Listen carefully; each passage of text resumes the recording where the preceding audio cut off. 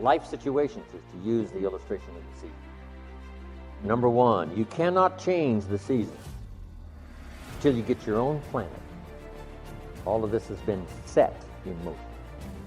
But here's the next piece of information. You can change yourself. You can't change the season. You can change it. Life and business is like the changing season. Frank Sinatra sang, life is like. First, learn how to survive the winter.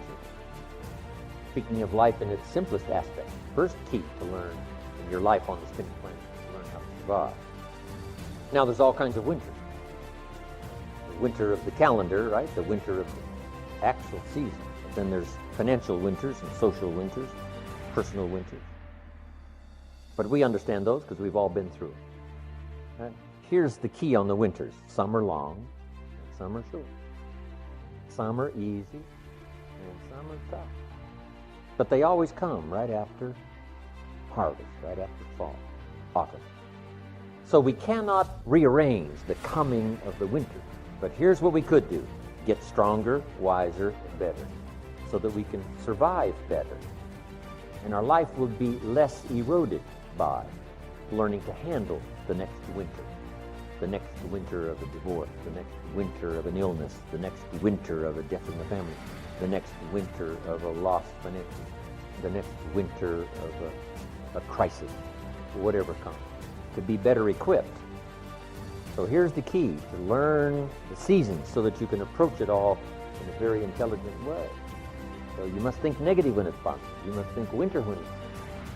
Here's some of the best advice. It comes from classic tradition. A great story says, don't build your house on the sand in the summer.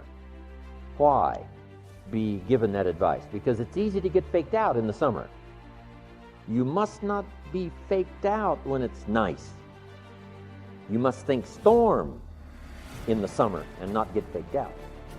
And if you think storm, now you'll look for a rock on which to build your house. Now you're going to be safe.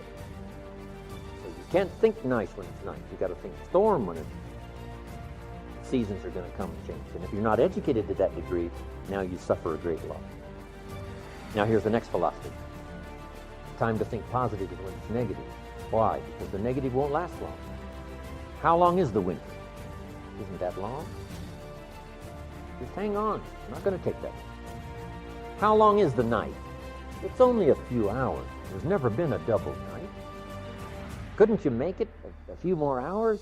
And the story says, yes, the night just can't last. Sometimes it seems like it's going to last forever. And when you have insomnia, right, it seems like the night will never pass. But I'm telling you, sure enough, it will pass. So learn to think day when it's night. And then you must learn to think night when it's day. So you had to get it going, get it in for the night. And the key word there is words, a moment in time.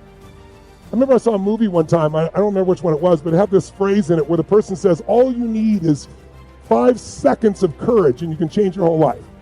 It's true, right? You can change your whole life in a moment of decision. If you just get yourself in a courageous state, that doesn't mean you're not afraid.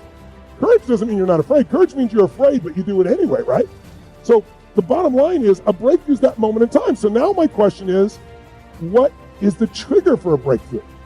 Raise your hand if you have an area of your life in the past where you struggled.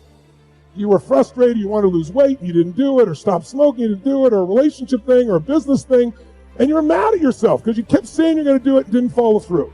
Who's ever done this before? Raise your hand if you know what I'm talking about. Awesome. So raise your hand and say, if there's an area you struggle with over and over again until one day, finally went, no more. Because I want you to know, I'm not going to teach you something you haven't done. I'm going to teach you how you've done in the past so you can do it again. So that moment in time was triggered by something. Something triggered you to finally change it. I'm wondering if you remember what it was. And something that made it possible to change it. So here's what I'm going to ask you to do right now. I'm going to ask you to sit up in your chair, and whether it's on your computer or your iPad or a piece of paper and pen, I want you to jot down, if you would please, write down at least one breakthrough you've had where you struggled with something for a long time, smoking, drinking, eating, a relationship, a business thing, finance, and then one day you finally hit a threshold and you finally broke through. You had the breakthrough, you got the insight, and you acted on it and changed your life for the better. And here's how I want you to do this. I want you to write down, I'll put it up on the screen for you right now. Here's the steps. I want you to first write down, what was your breakthrough? What's the situation, again, when you struggled for one time, you finally broke through? What was it? And then secondly, what was the moment that made you change it? What triggered you? So maybe write that word. What triggered me? What made changing a must, not a should? It was a should before. I should do this, I should do that, and one day, no more. Like maybe, have you ever done this? How many of you have ever stayed in a relationship way too long? Who's ever done this before? Way too long, right? And why'd you stay? You weren't even happy.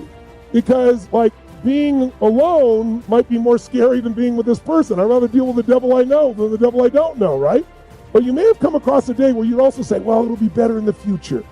Or it used to be good. You change time zones if the present doesn't feel good. But if you ever had a breakthrough in a relationship, you probably went, you know what? It's been painful in the past, it's painful now, it's going to be painful in the future. I'm out of here. Who's ever finally got out of a relationship because your brain went no more? Who's done this before? Say I. So I want you to write down a breakthrough. It can be personal, it could be your body, it could be a business one. Write down at least one. If you get more than one, if you can get more than one down, great. But then what moment triggered you to finally change it? What was different at that moment?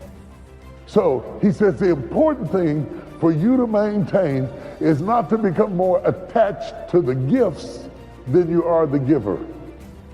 Not to become more attached to the healing than you are the healer. Not to become more attached to the blessing than you are the blesser. Not to become more attached to the things I gave you than the one who gave it to you, because without me, you can do what? Nothing at all. That admission of humility is worship. That is worship right there. That is the prayer life. That's a good way to start your morning. Lord, without you, I can do nothing. I need you to give me wisdom. I'm going to a meeting today. I want you to nudge me when I've said too much.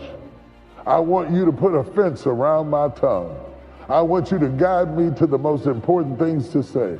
And I promise you, Lord, if I give the victory in this meeting, I will give you the praise. For without you, I can do nothing.